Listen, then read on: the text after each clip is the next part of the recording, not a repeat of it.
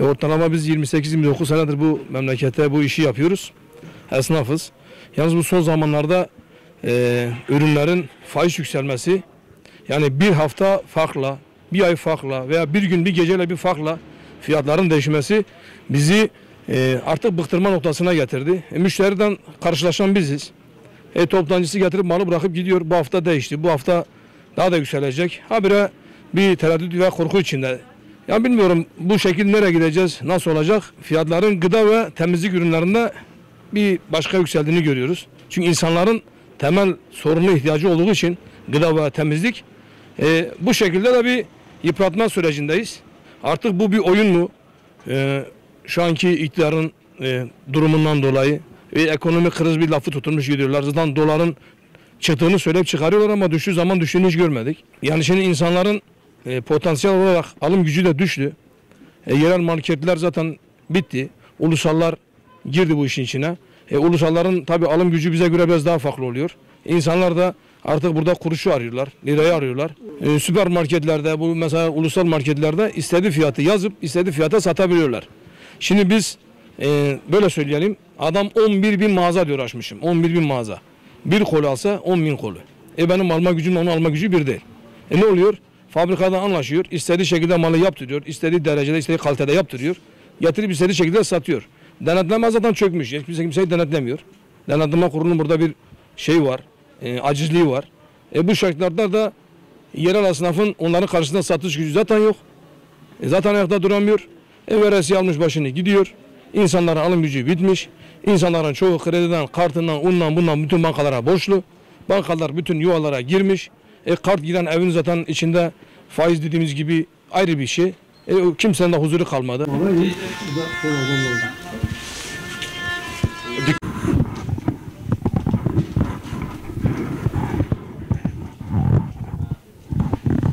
Pandemi öncesi bize Muş'tan, İstanbul'dan dahi buraya kadar cihazlar gelmiştir yani tamirat için. Bingöl, Elazığ, Mardin, Diyarbakır, Tunceli, yani sayamadım kaç yer var. Şu anda pandemin olduğu için müzik sistemi şu anda batmış durumda diyelim yani. Biliyor musunuz? Tamirat olarak şu anda tamirci arkadaşlarımız dahil şu anda bizi arıyorlar. Hiçbir tamirat yapamıyoruz müzik sektöründe. Çünkü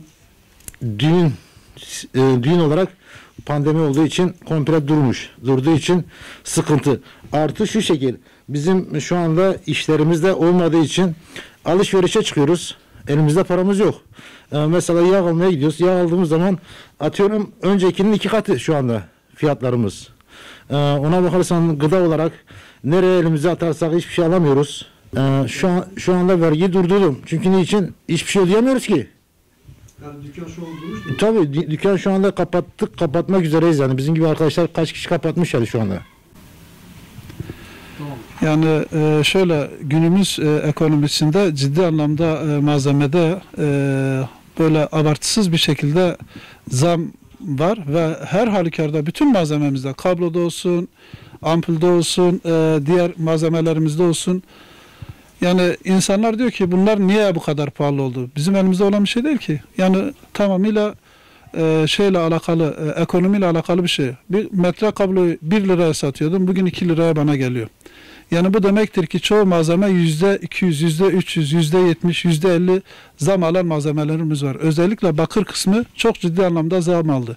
Yani 1 metre kablo bugün dünyanın parası oldu. Yani tamamıyla ne yapacağımızı bilemiyoruz yani açıkçası. Ciddi anlamda bir azalma var. İş alma durumu çok zor. İnsanların ekonomik açısından yani bir şey almaları çok ciddi anlamda zorlaştı. Çünkü tamamıyla her şey maddiyata bağlı. Maddiyat olmayınca hiçbir şey olmuyor. Bu da yükselince hayli ister istemez işleri de düşüyor tabii ki.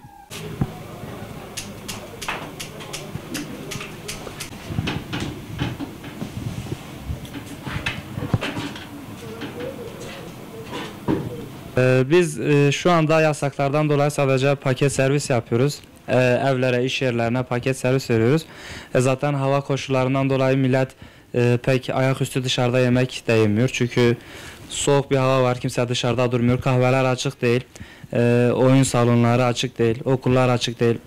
ve memurların çalışma saatleri de esnetildiği için ister istemez memurlar da daha çok dışarıda yemek yemektense evlerinde yemek yemeyi tercih ediyorlar.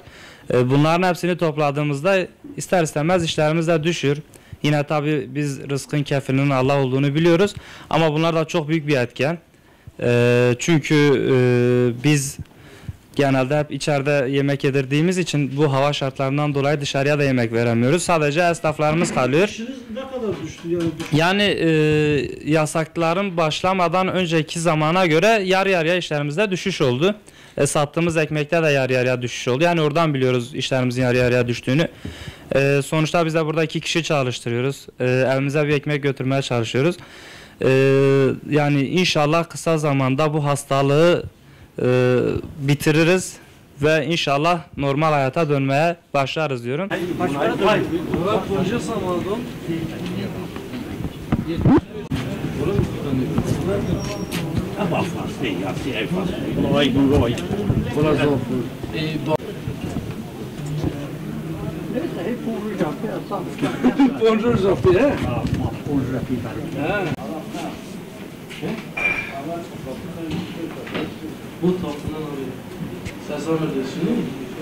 Yapmış olduğumuz çay ocağı pandemiden dolayı mecburen kapatma zorunda kaldık. Biz de nasıl evimize ekmek götürelim diye bir düşünceden bulunduk. Ondan dolayı köy ürünleri getirmeye başladık mecburiyetten dolayı. Yani kıt kanaat geçiniyoruz şu an. Mecburiyetten dolayı biz de bu işe başvurduk. Şeye mi çevirdiniz? Orayı biraz tam Yani çay ocağını köy ürünlerine çevirdik. Yani pestil olsun, orcik olsun, elma olsun, ayva olsun bu tür şeyleri getirdik. Hem memleket için hem milletimiz için yani köy ürünleri orijinal köy ürünleri yesinler diye hem de yani geçimimizi sağlamak için hani mecburiyetten dolayı çok şükür yine 3-5 kazanıyoruz ama yapılan zamlar da yani o 3-5'i de götürüyor arada. Yetkililerine isteğimiz yani bir an önce çay ocaklarımız açılsın. Yani işimizin başına geçelim. Yazın her taraf açık. Barlardır, ondan sonra sahillerdir falan karışık. Herkes iç içe açık. Kışa geldiği zaman bir çay ocağımızdır. Ona da göz dikmişler. Yani başka yapacak bir şey yok. Ne diyeyim? Yetkililer beni buradan duysun. Yani yetkililere sesleniyorum. Yani ekmek teknemize mani olmayın.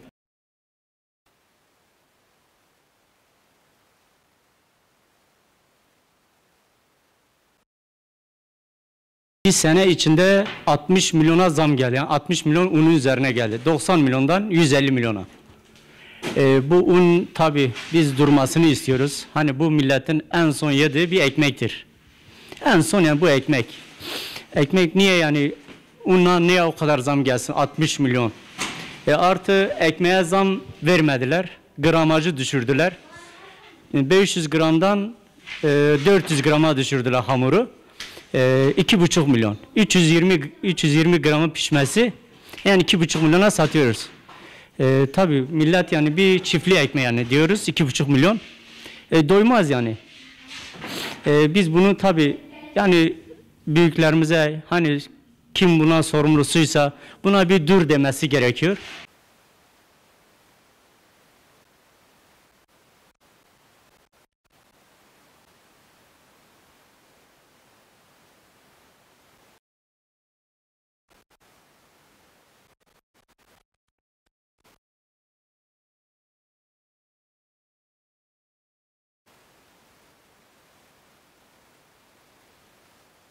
Dürümcüyüm ben burada sahilde, Palu'da sahilde dürümcü Seyit olarak dürüm yapmaktayım burada. Halkımız dışarıdan gelen, Bingöl'den, Tunceli'den gelen insanları burada ağırlamaktayım Palu'muzun adına. Her şeyden önce bu pandemi sürecinin bizim üzerimizde olan etkisini söylemek istiyorum. Ciddi derecede işlerimiz ciddi derecede düştü. Yani düşünün 150-200 ekmekten ben şu anda 20 ekmeğe düşmüşüm. Ve bu 20 ekmekle de günübirlik masraflarımı çıkarmaya çalışıyorum. Bunlar da gerçekten imkansız, imkan dahilinde bir şey. Yanında çalışan elemanlarımın çoğunu çıkarmış bulunmaktayım. Maalesef biz insanoğlu olarak genel fırsatçılık oluyoruz. Ben halen geçen sene fiyatlarını hiçbir şekilde arttırmadan devam ettiriyorum.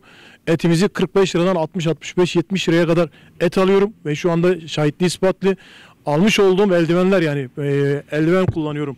Maske eldiven kullanıyorum.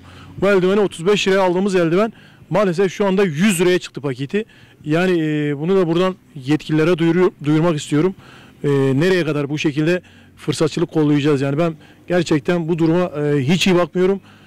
Pandemiyle ilgili yetkililerden beklentilerimiz şunlardır.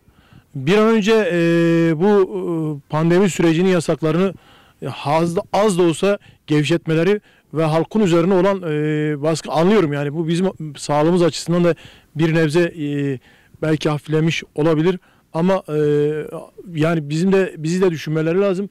Ben burada bir işletmeci olarak tamamen içeriye müşteri alamıyorum. Aile bile gelse içeriye alamıyorum ve bu da benim bütün işlerimi %90 etkilemiş durumda. Kesinlikle bugüne kadar devletten herhangi bir yardım almadım. Yani öyle bir destek talebi olduğunu duydum ama yani ben almadım. Yani halen beklentideyiz. Devletimizden bu konuda da destek bekliyoruz. Gerçekten gidişatımız hiç iyi değil. Faturalarımızı ödeyemiyoruz yani.